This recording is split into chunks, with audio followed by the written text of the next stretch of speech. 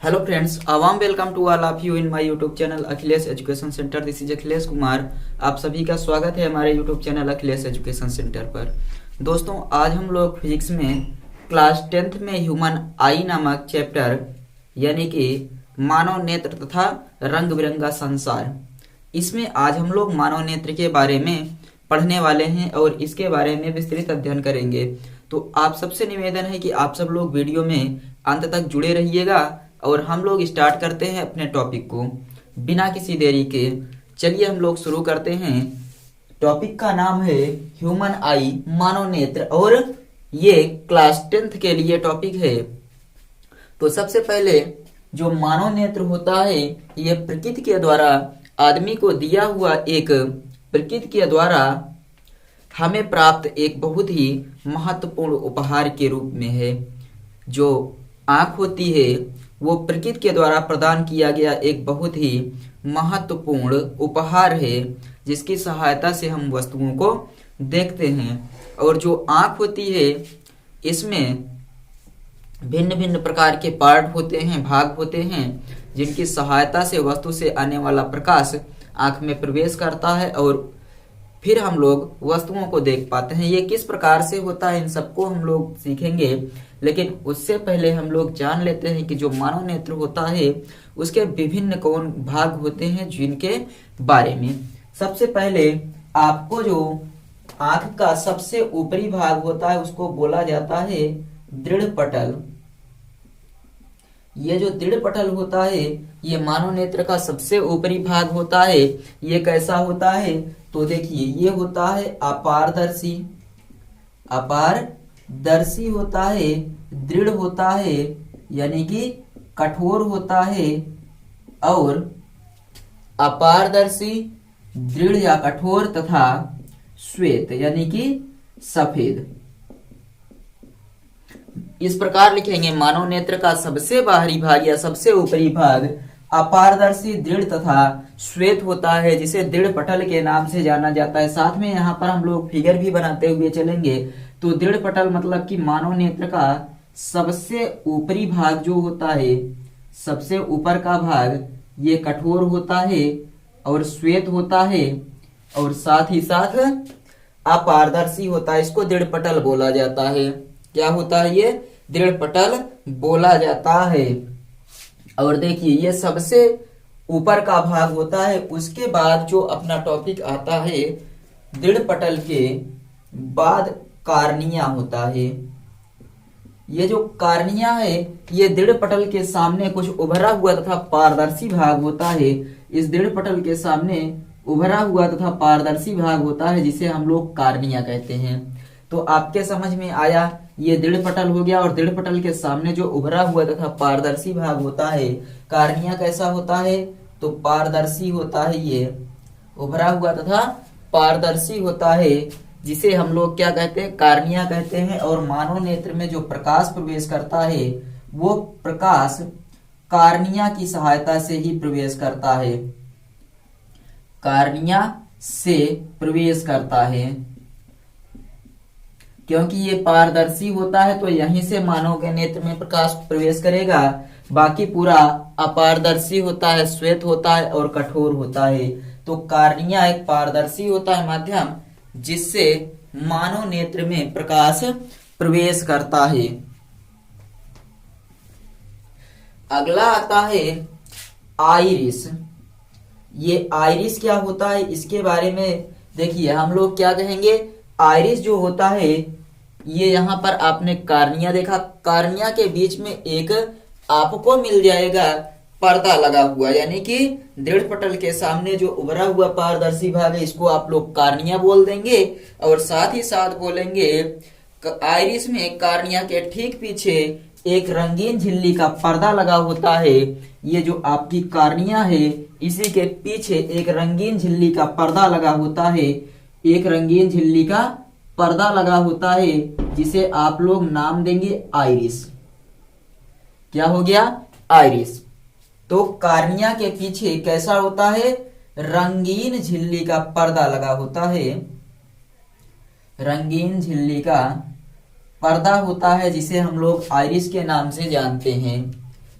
तो आपको ये आई थिंक तीनों चीज समझ में आया होगा कि सबसे ऊपरी परत जो है इसको हम लोग क्या नाम देते हैं, तो इसको नाम दिया जाता है दृढ़ पटल, और ये जो आगे उभरा हुआ तथा पारदर्शी भाग है इसको बोला जाता है कार्निया।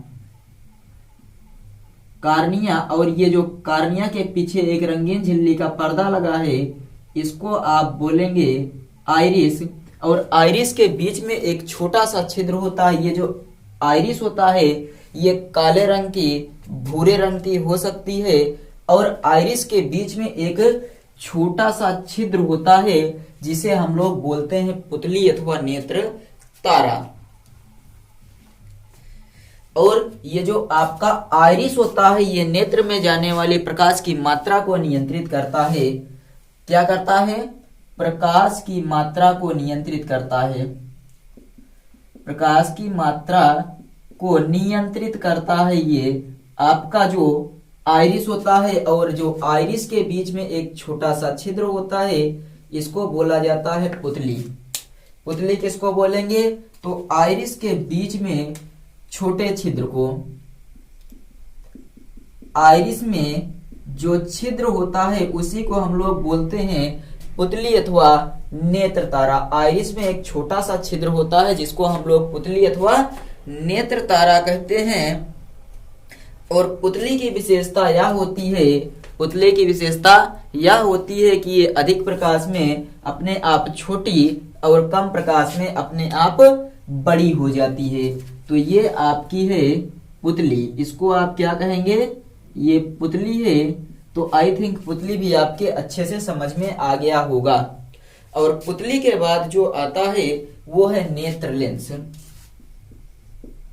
नेत्र लेंस कहां पर होगा?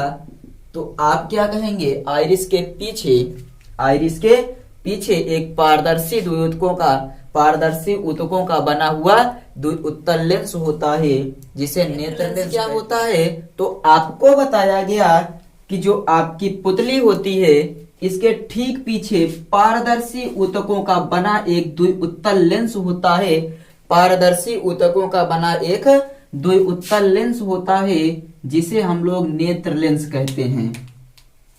ये पारदर्शी ऊतकों का बना हुआ एक द्विउत्तल लेंस है जिसको हम लोग क्या नाम देते हैं? तो इसे नाम दिया जाता है नेत्र लेंस।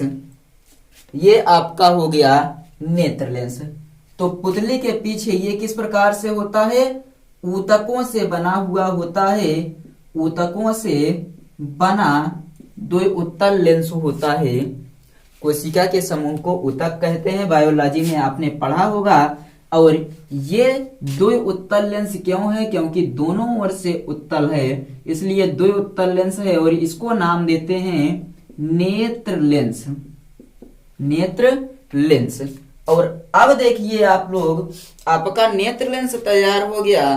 तो अब इसके पीछे दो पॉइंट आता है। एक को नाम दिया जाता है जलीय द्रव और दूसरे को नाम दिया जाता है काचाभ द्रव।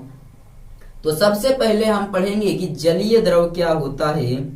जलीय द्रव क्या होता है? तो आप देख पा रहे होंगे कि जो आपका नेत्र लेंस बना हुआ है और जो आपकी कार्निया है, क्या क्या? नेत्र लेंस और साथ ही साथ कार्निया के बीच में जो कुछ भी छूटा हुआ भाग होगा, जो कुछ भी छूटा हुआ भाग होगा यहाँ पर कार्निया और नेत्र लेंस के बीच, यहाँ पर जो कुछ भी छूटा हुआ भाग होगा उस भाग में जल के समान द्रव भरा रहता है। कहां कहां पर? तो कार्निया और नेत्र लेंस के बीच में। नेत्र लेंस के बीच में कैसा होता है? जल के समान पारदर्शी द्रव भरा रहता है जिसको हम लोग बोलते हैं जलीय द्रव। और अगला है काचाभ द्रव। काचाभ द्रव, तो ये क्या होता है? तो नेत्र लेंस के पीछे जो भी खाली भाग होता है, नेत्र लेंस के पीछे आप बताएंगे और दृश्य पटल तक का भाग, ये जो आपका पीछे वाला दृढ़ पटल बना हुआ है, दृढ़ पटल बना हुआ है, दृश्य पटल मतलब कि रेटिना, दृश्य पटल कहां कहां तक, तो नेत्र लेंस के पीछे, नेत्र लेंस के पीछे दृश्य पटल मतलब रेटिना, रेटिना तक क्या होता है, एक गाढ़ा द्रव भरा रहता है और ये पारदर्शी होता है और इसी को बोला जाता है काचाभ द्रव। यहां तक देखिए, जो आपका खाली स्थान बचेगा रेटिना के पहले, वहां एक गाढ़ा द्रव भरा होता है जिसको काचाभ द्रव बोला जाता है। और अगला देखिए, अब इसके बाद हमें पढ़ना है रक्तक पटल। ये जो आपकी दृढ़ पटल होती है, इसी दृढ़ पटल से लगी हुई, दृढ़ पटल से लगी हुई एक दूसरी झिल्ली होती है जो काले रंग की होती है। दृढ़ पटल से लगी हुई एक काले रंग की झिल्ली का पर्दा होता है जिसे हम लोग बोलते हैं रक्तक पटल। क्या बताएंगे आप कि दृढ़ पटल से लगी हुई एक काले रंग की झिल्ली का पर्दा होता है जिसे रक्तक पटल कहते हैं। तो ये अगली परिभाषा हो गई रक्तक पटल की।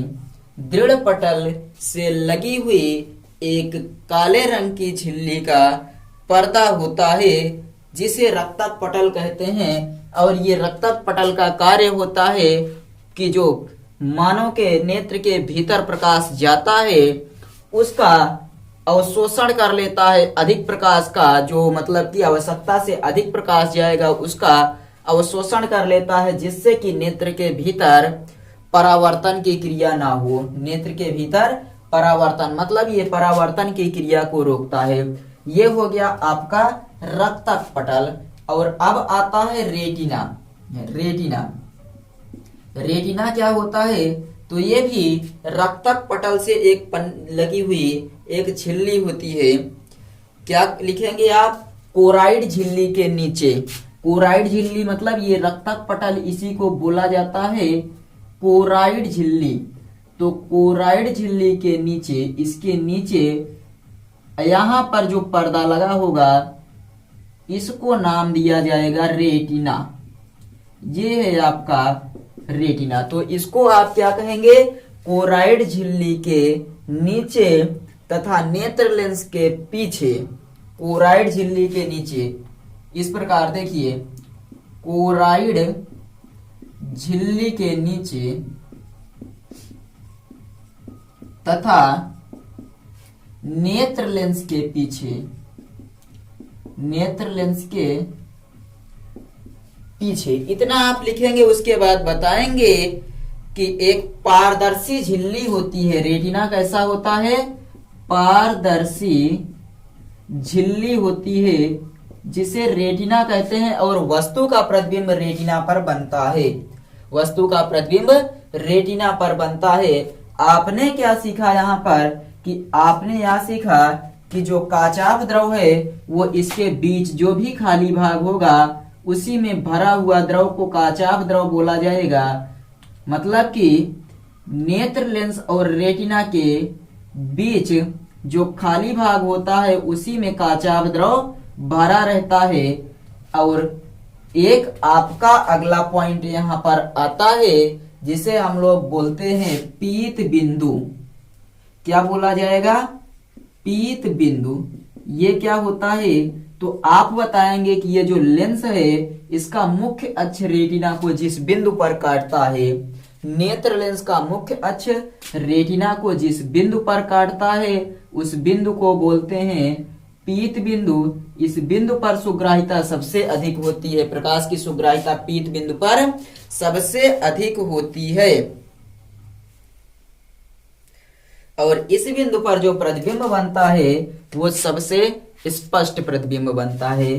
पीत बिंदु पर बना प्रतिबिंब सबसे स्पष्ट प्रतिबिंब होता है। और अंध बिंदु आप अब बताएंगे कि जो प्रकाश तंत्रिकाएं होती हैं वो रेटिना को जिस बिंदु से छेद कर मस्तिष्क में जाती हैं उस बिंदु पर प्रकाश की सुग्राहिता शून्य होती है। इसे बोलते हैं अंध बिंदु। मतलब कि जिस बिंदु पर प्रकाश तंत्रिकाएं रेटिना को छेद कर मस्तिष्क को जाती हैं उसी को अंध बिंदु बोला जाता है। प्रकाश तंत्रिकाएं जिस बिंदु को छेद कर यानी कि रेटिना के जिस बिंदु को छेद कर मस्तिष्क में जाएंगी वहां पर प्रकाश की सुग्राहिता शून्य होती है, यहाँ पर प्रतिबिंब नहीं बनता है। एक बार फिर से रिवाइज कर दे रहे हैं, आप लोग समझ लीजिए। उसके बाद अगले टॉपिक में हम लोग पढ़ेंगे कि नेत्र दोष क्या होते हैं। देखिए, मानव नेत्र प्रकृति के द्वारा हमारे लिए एक बहुत ही महत्वपूर्ण उपहार के रूप में प्रदान किया गया है। वस्तु से आने वाला प्रकाश किससे होकर? कार्निया से होकर, कार्निया के साथ साथ पुतली है आपके पास, आइरिस है, होते हुए नेत्र लेंस पर पड़ते हुए रेटिना पर प्रतिबिंब बनाता है। और जो रेटिना पर प्रतिबिंब बनता है वो प्रतिबिंब किस प्रकार का होता है? तो वस्तु से छोटा होता है। ध्यान दीजिएगा, वास्तविक, उल्टा तथा छोटा। प्रतिबिंब किस प्रकार बनता है यहाँ पर? तो जो प्रतिबिंब बनता है वो होता है वास्तविक,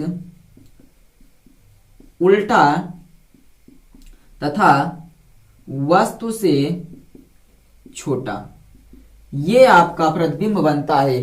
अब आप दृढ़ पटल की परिभाषा किस प्रकार लिखेंगे? तो मानव नेत्र का सबसे बाहरी परत श्वेत होता है, दृढ़ होता है, अपारदर्शी होता है, जिसे दृढ़ पटल कहते हैं।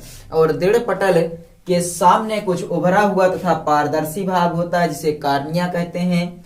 कार्निया के बीच में एक रंगीन झिल्ली का पर्दा लगा होता है जिसे आइरिस कहते हैं। आइरिस के बीच में एक छोटा सा छिद्र होता है जिसे पुतली अथवा नेत्र तारा कहते हैं। और बताएंगे पुतली के पीछे पारदर्शी ऊतकों का बना एक द्विउत्तल लेंस होता है जिसे नेत्र लेंस कहते हैं। और नेत्र लेंस तथा इस कार्निया के बीच में जल के समान एक पारदर्शी द्रव भरा रहता है जिसे जलीय द्रव कहते हैं। और नेत्र लेंस तथा दृश्य पटल मतलब रेटिना के बीच के खाली भाग में जल के समान गाढ़ा द्रव भरा रहता है, मतलब कि गाढ़ा द्रव भरा रहता है और पारदर्शी होता है जिसे हम लोग कहते हैं काचाभ द्रव। और रक्तक पटल, दृढ़ पटल के पीछे एक काले रंग की झिल्ली का पर्दा होता है जिसे दृढ़ रक्तक पटल कहते हैं। रक्तक पटल क्या करता है? प्रकाश को अवशोषित करके मानव नेत्र के भीतर आंतरिक परावर्तन को रोकता है। और आगे आ जाता है रेटिना, तो रक्तक पटल से लगा हुआ मतलब कोराइड झिल्ली के नीचे तथा नेत्र लेंस के पीछे एक पारदर्शी झिल्ली होती है जिसे रेटिना कहते हैं। और वस्तु का प्रतिबिंब रेटिना पर बनता है। पीत बिंदु लेंस का मुख्य अक्ष रेटिना को जिस बिंदु पर काटता है उस बिंदु पर प्रकाश की तीव्रता सुग्राहिता सबसे अधिक होती है। इस बिंदु पर सबसे स्पष्ट प्रतिबिंब प्राप्त होता है। अंध बिंदु रेटिना प्रकाश तंत्रिकाएं रेटिना को जिस बिंदु पर छेद कर मस्तिष्क को जाती हैं उस स्थान पर प्रकाश की सुग्राहिता शून्य होती है, यहाँ पर कोई प्रतिबिंब नहीं बनता है। तो आई थिंक आपको मानव नेत्र की संरचना अच्छे से समझ में आ गई होगी। चलिए अब हम मिलेंगे अगले वीडियो में नेत्र में उत्पन्न दृष्टि दोष, उनका कारण क्या है और उनके निवारण के साथ। चलिए मिलते हैं अगले वीडियो में, तब तक अच्छे से आप लोग पढ़ाई करते रहिए। बाय।